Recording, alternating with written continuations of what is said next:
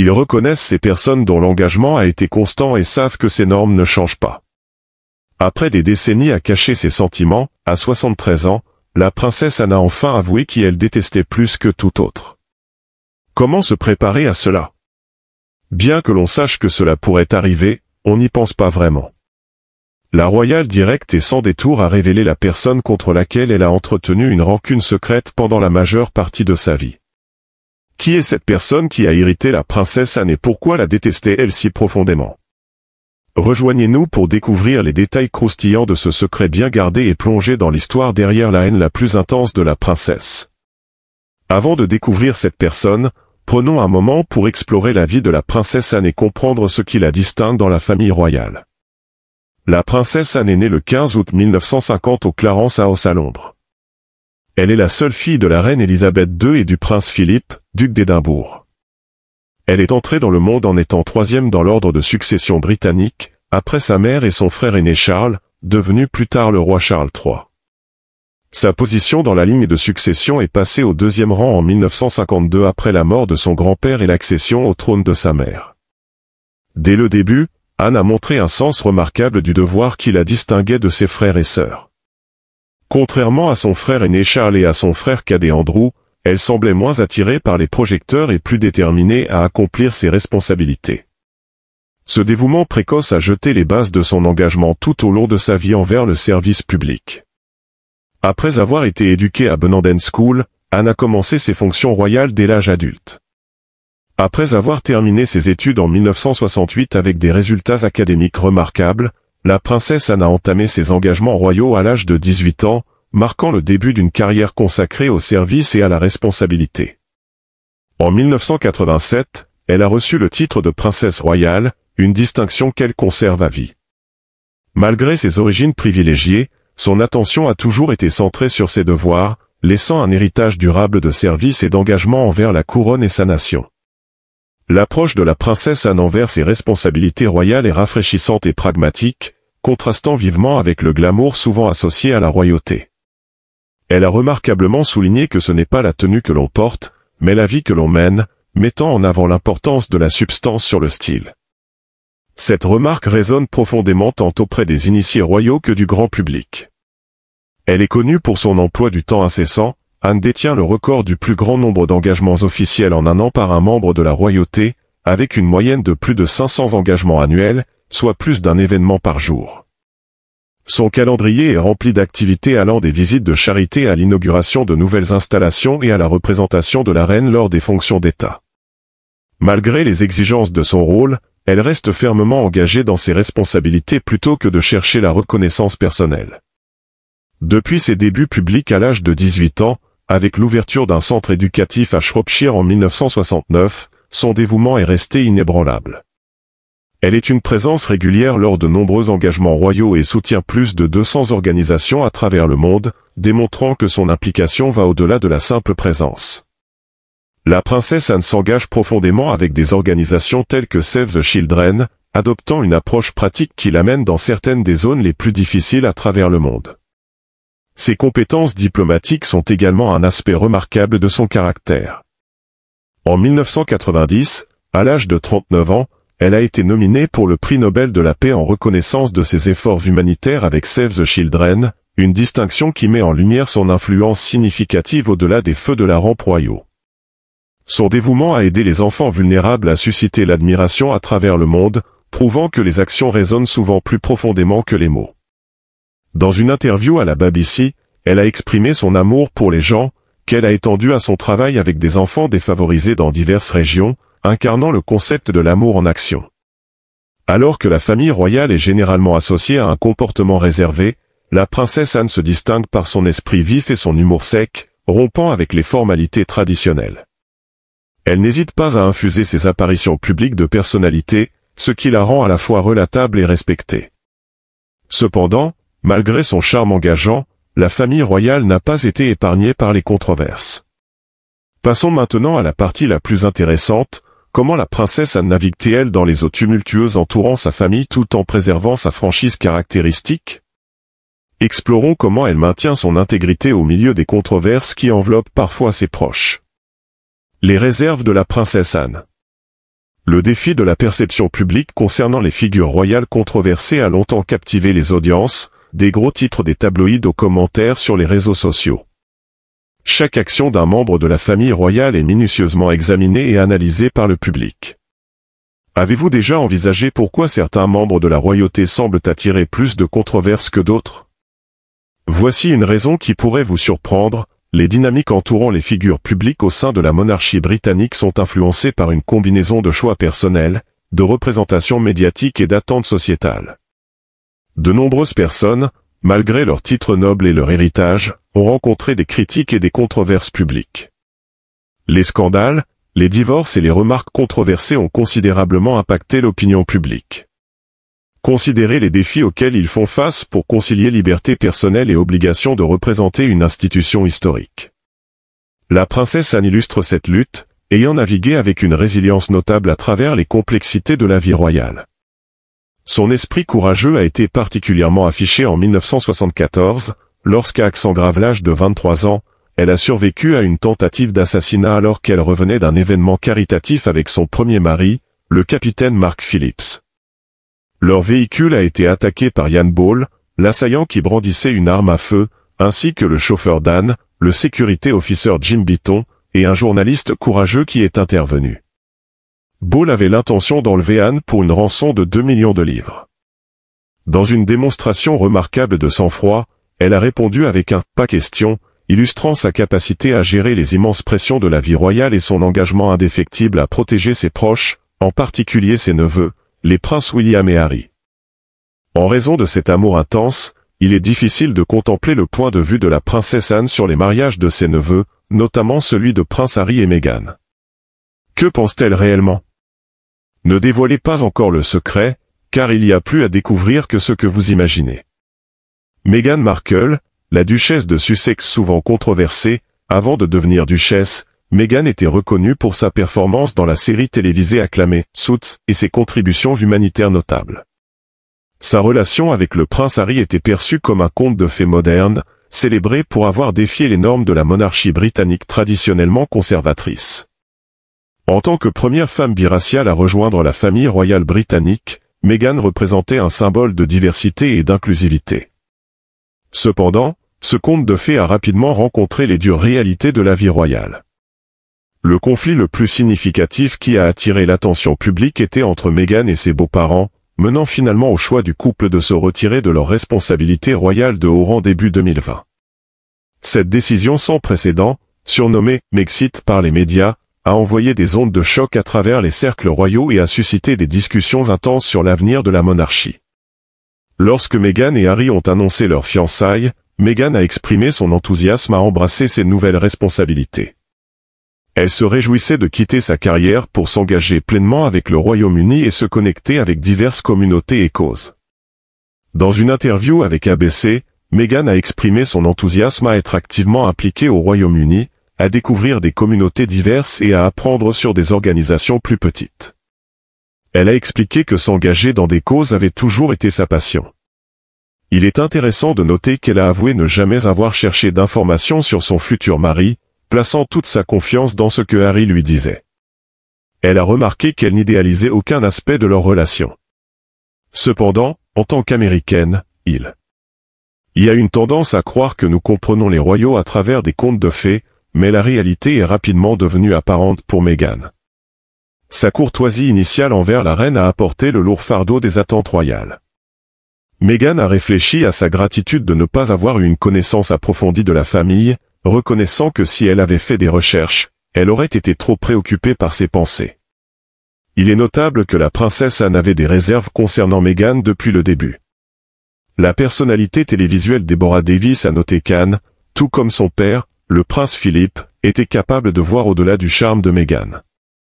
Le scepticisme d'Anne était évident lors des rassemblements sociaux, y compris le mariage de Harry et Meghan, où ses expressions faciales trahissaient ses doutes. Malgré la popularité initiale de Meghan, son héritage américain et sa carrière dans le divertissement contrastaient vivement avec les normes royales. Les rumeurs et les histoires de tabloïds la décrivaient comme une perturbatrice au palais, augmentant l'attention publique. Le mécontentement d'Anne était également apparent lors des funérailles de Philippe en avril 2021, où Meghan, enceinte de sa fille Lilibet, n'a pas pu assister, laissant la famille royale soulagée d'éviter ce qu'ils appelaient un cirque. L'intrigue médiatique a été amplifiée par de sérieuses accusations de mauvais traitement et de racisme que Meghan a articulées lors d'une interview révélatrice avec Oprah Winfrey.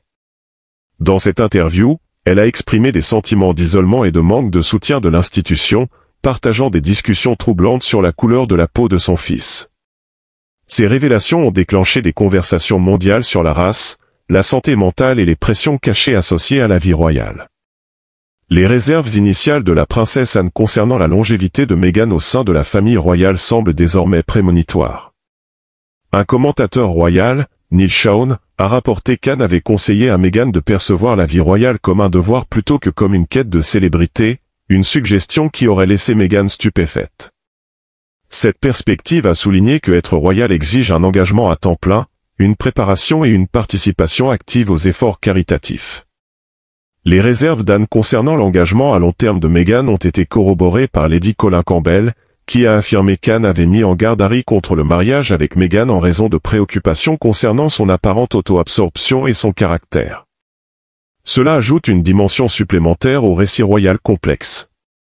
Le décès de la reine a conduit à une réunion brève mais tendue en septembre 2022, lorsqu'Harry et Meghan ont rejoint William et Catherine pour saluer le public devant le château de Windsor.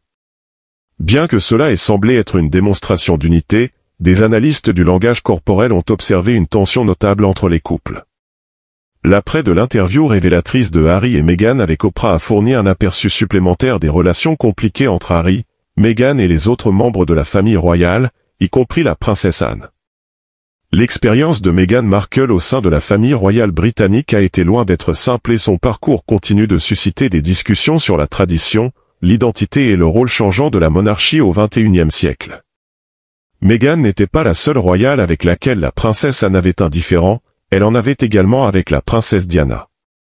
La tension entre la stoïque princesse Anne et la bien-aimée princesse Diana, affectueusement surnommée la princesse des cœurs, peut être attribuée à leur personnalité contrastée et à leurs approches différentes de la vie royale.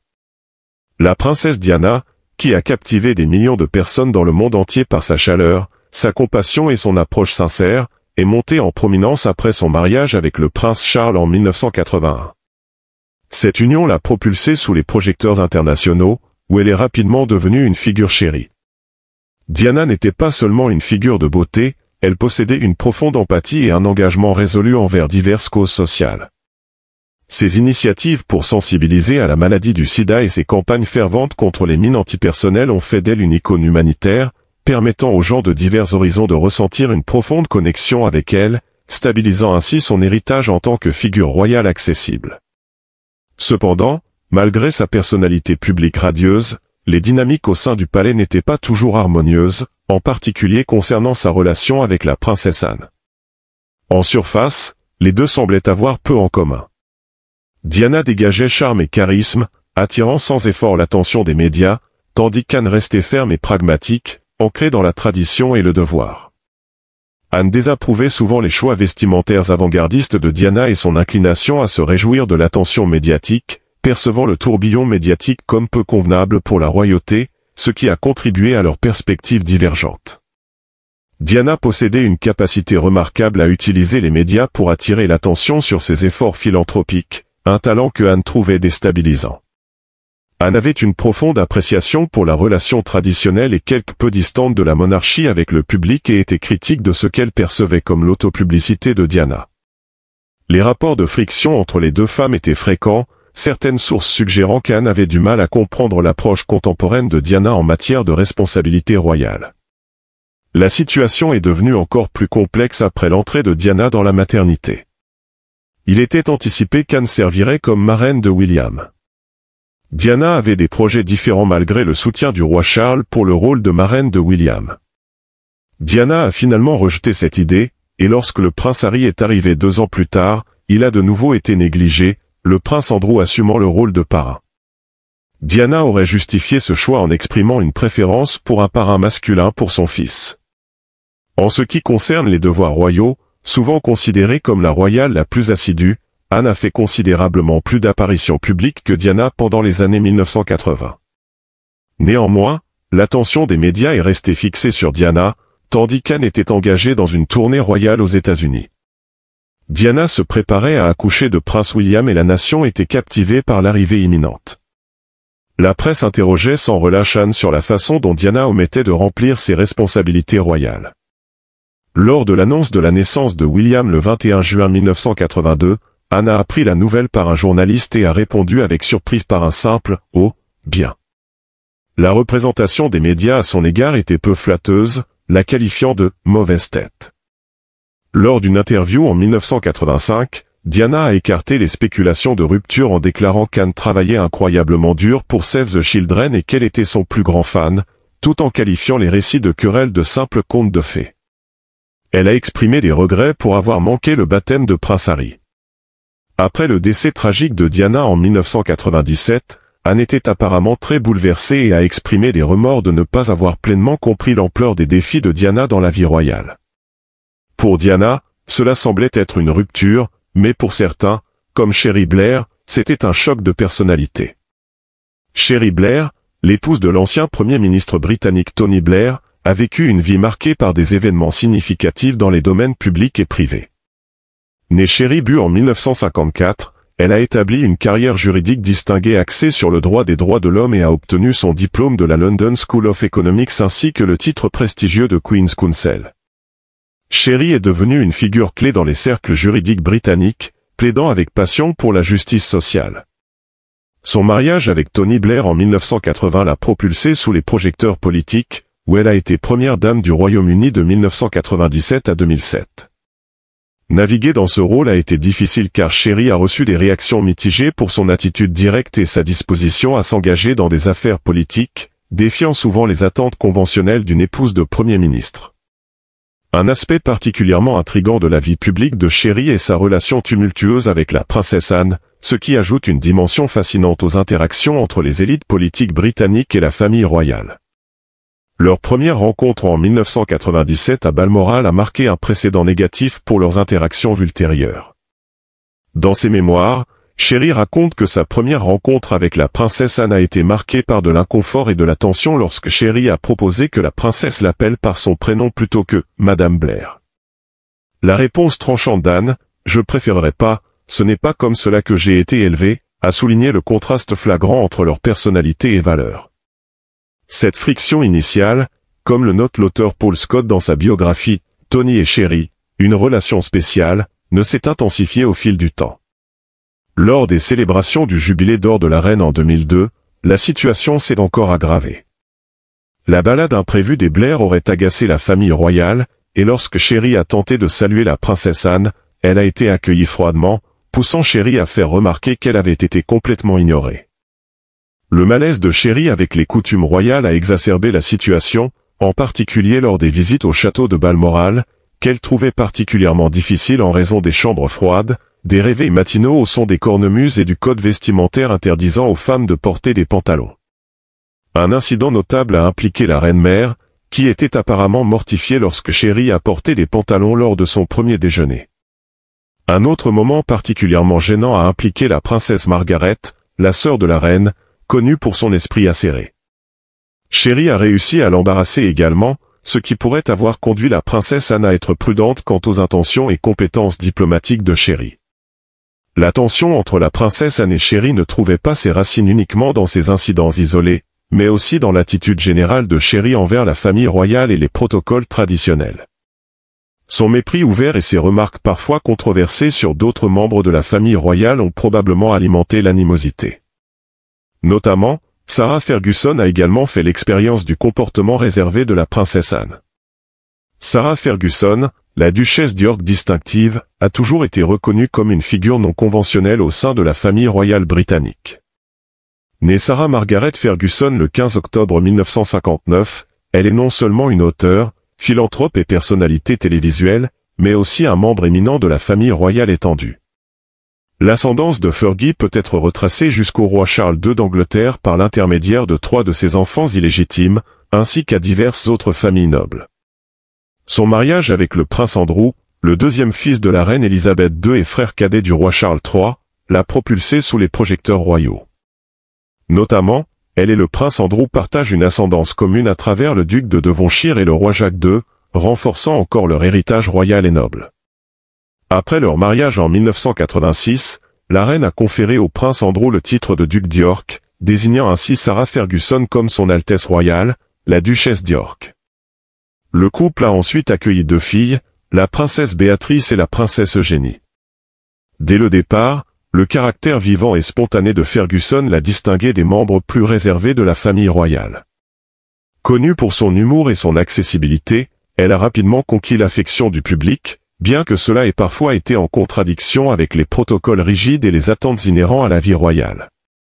En revanche, la princesse Anne, connue pour son attitude résolue et pragmatique, représentait un contrepoint significatif à la nature libre de Ferguson.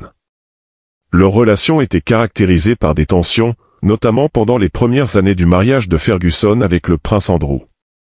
Le caractère direct d'Anne et sa manière souvent franche entraient en conflit avec l'approche plus décontractée et informelle de Ferguson.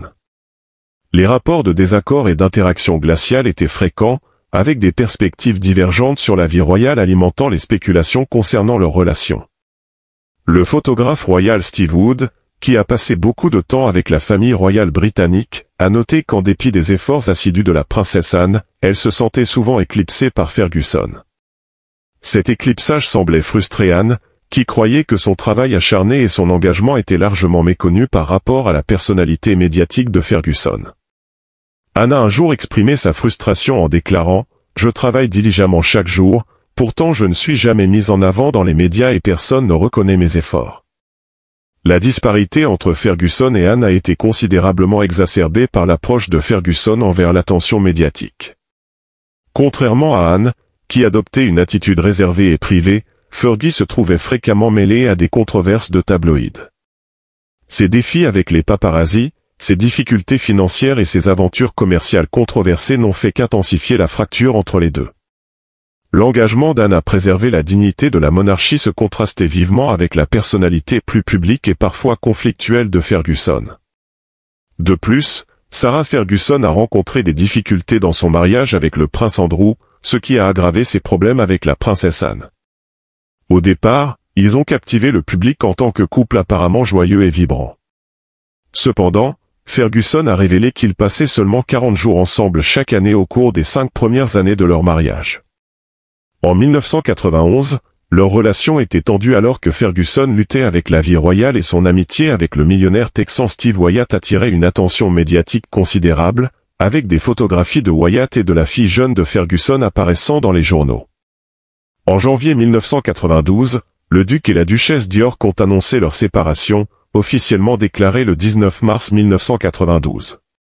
Suite à cette séparation, le palais a annoncé que Ferguson ne reprendrait plus d'engagement public au nom de la reine, et la reine a déclaré qu'elle ne prendrait pas en charge les obligations financières de Ferguson. En conséquence, Fergie a déménagé à Randall Lodge sur le domaine de Wentworth à Surrey, séparant ainsi sa résidence de celle de son mari. Un scandale important qui a encore tendu sa relation avec la famille royale s'est produit en août 1992, lorsque le tabloïd britannique Daily Mirror a publié des photographies d'elle avec les images de John Bryan, un gestionnaire financier américain, montrant Bryan dans une situation compromettante avec Ferguson ont entraîné un ridicule public généralisé. Bien que le magazine français Paris Match ait été condamné à payer 84 000 livres sterling de dommages et intérêts pour avoir diffusé les photographies, les dommages à la réputation et à la position royale de Ferguson ont été considérables. En mars 1993, malgré la spéculation continue concernant une éventuelle réconciliation entre Ferguson et le prince Andrew, ils ont finalisé leur accord de séparation formelle. La situation a été aggravée lorsque la princesse Margaret, tante du prince Andrew, a envoyé une lettre à Ferguson exprimant son désapprobation, déclarant qu'elle avait apporté plus de honte à la famille que ce qui aurait pu être anticipé. En avril 1996, Ferguson et Andrew ont convenu mutuellement de divorcer, concluant officiellement leur mariage tumultueux. Après le divorce, Ferguson a rencontré des difficultés financières. Bien qu'elle ait d'abord affirmé recevoir 5 000 livres sterling par an dans le cadre du règlement, il a été révélé plus tard qu'elle avait reçu 350 000 livres sterling en espèces, 500 000 livres sterling de la part de la reine pour acheter une maison pour elle-même et les enfants, et une allocation mensuelle estimée à 500 000 livres sterling d'ici 2010. Notamment, malgré leur divorce, Sarah Ferguson et le prince Andrew ont maintenu un arrangement de vie proche et non conventionnel pendant plus de 30 ans. Leurs fréquentes apparitions ensemble lors de diverses réunions familiales ont conduit à des spéculations persistantes concernant la dynamique de leur relation. Après leur divorce, le fait qu'ils continuent de cohabiter est notable, surtout compte tenu des controverses et de l'attention médiatique qui ont entouré leur union. Après la séparation, Ferguson a réussi à redéfinir sa personnalité publique grâce à son implication dans des œuvres de charité, l'écriture et les discours publics. Elle a constamment travaillé pour établir une identité indépendante tout en maintenant des liens avec la famille royale. Pensez-vous que la princesse Anne n'a eu que des différends avec les membres de la famille royale? Celui-ci pourrait vous surprendre, Donald Trump. La vie de la princesse Anne a été marquée par plusieurs moments captivants, dont son interaction mémorable avec le président Donald Trump lors d'une réception au sommet de l'OTAN au palais de Buckingham en décembre 2019. Cet événement grandiose, organisé par la reine Elisabeth II pour commémorer le 70e anniversaire de l'OTAN, a été fréquenté par de nombreux dirigeants mondiaux, dont Trump et Melania. Au milieu des salutations formelles, un bref mais significatif moment impliquant la princesse Anne a suscité des discussions sur l'étiquette royale et son célèbre comportement direct. Alors que la scène se déroulait, la princesse Anne se tenait à une courte distance de la ligne de réception tandis que sa mère, la reine Elisabeth, accueillait les Trump. La reine a jeté un coup d'œil vers Anne, semblant l'encourager à rejoindre la ligne de salutation. En réponse, Anne a simplement haussé les épaules et souri, suivi d'un geste rapide vers les autres dignitaires présents, indiquant « c'est juste moi ». Ce moment de défi léger et d'humour a rapidement gagné en traction en ligne, beaucoup interprétant le haussement d'épaules d'Anne comme une critique subtile de la formalité de l'événement et peut-être même un commentaire sur Trump lui-même. Les médias sociaux et la presse ont réagi vivement, le comportement apparent d'Anne et sa franchise durant l'échange la transformant en une sensation instantanée sur Internet, avec des mèmes et des commentaires la dépeignant comme une figure relatable, non effrayée de déroger au protocole strict. Cependant, l'interprétation de la vidéo était quelque peu trompeuse. Laura Stone de la Press Association a précisé que la reine s'était tournée vers Anne pour voir qui serait le prochain en ligne après Trump, car il était le dernier à être accueilli par la reine.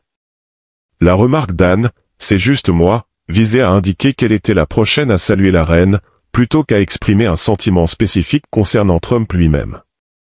Dans une série de tweets, le reporter Valentine a expliqué un incident impliquant la reine après ses salutations à Donald et Melania Trump. La reine s'est tournée vers la princesse Anne pour voir qui serait ensuite en ligne, découvrant qu'aucun autre invité n'attendait. Trump était le dernier dirigeant à être accueilli par la reine. Dans un moment de légèreté, Anne a levé les mains et ri, en s'exclamant « c'est juste moi », tout en indiquant les membres du personnel derrière elle. Ce rire parmi un groupe de dirigeants mondiaux a été initialement interprété par certains comme une moquerie de Trump. Certains observateurs ont considéré cela comme un manque de respect, surtout compte tenu du contexte politique de l'événement. Cependant, des personnes proches ont par la suite indiqué à Vanity Fair que de telles interprétations étaient alarmantes pour la princesse Anne, qui a toujours été attentive à son image publique et a évité tout semblant de biais politique ou de manque de respect envers les dirigeants. L'idée qu'elle ridiculiserait quelqu'un derrière son dos était particulièrement perturbante pour elle, car cela contredisait sa réputation de décorum et de neutralité dans son rôle public. En réalité, la princesse Anne, connue pour sa franchise, réagissait simplement aux circonstances avec une touche d'humour. Maintenant, le moment que nous attendions tous, la personne qui s'est liée de manière inattendue avec la princesse Anne, Camilla, la reine consort. Dans les années 1970, la princesse Anne et Camilla Parker Bowles se sont retrouvées mêlées dans un triangle romantique impliquant Andrew Parker Bowles, l'ancien partenaire de Camilla. Le charisme d'Andrew a éveillé l'intérêt d'Anne, mais leur relation a finalement pris fin lorsqu'il s'est reconnecté avec Camilla, entraînant leur mariage. La situation est devenue plus compliquée lorsque des rumeurs ont circulé dans les cercles royaux sur les sentiments persistants d'Anne pour Andrew, considéré comme son premier amour. Cependant, des préoccupations pratiques, notamment les croyances catholiques d'Andrew, ont empêché toute relation royale véritable avec la fille de la reine Elisabeth. Le divorce de Camilla avec Andrew Parker Bowles après 21 ans de mariage a été un tournant dans sa vie. En 1995, une décennie plus tard, elle a épousé le frère d'Anne, le prince Charles, et est devenue la duchesse de Cornouailles. Cette union a reçu des réactions variées de la part de la famille royale, la princesse Anne adoptant une approche prudente vis-à-vis de Camilla à plusieurs reprises, indiquant des difficultés sous-jacentes. Un incident mémorable s'est supposément produit lors d'un repas de couronnement lorsqu'Anne s'est approchée de Camilla en affirmant que, malgré son titre de reine consort, le public britannique ne la reconnaîtrait jamais comme la véritable reine.